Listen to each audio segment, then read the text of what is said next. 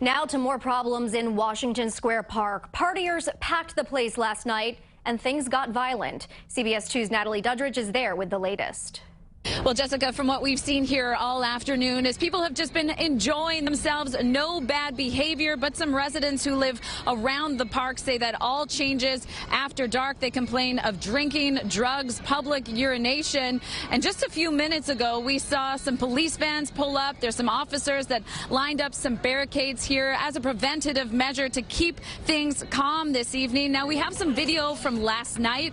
Residents say partygoers, they blasted music all evening. They rode loud mopeds throughout the crowd. They complained of crime and violence, and police tell us just before 1 a.m. a 42-year-old man began waving a taser at a group of people and also had a large knife. Officers say some people started to run from him. A 43-year-old woman was knocked down and trampled. She was treated at the hospital for minor injuries, and that man was arrested. Now, police, politicians, community, they have been meeting to talk about how to stop this chaos. A temporary 10 p.m. curfew was attempted, but there's been some backlash over what public space is for.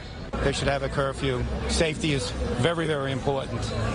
People, tourists won't come to New York unless you feel safe. It's New York City. I mean, like, you can't really complain about a city that's always awake.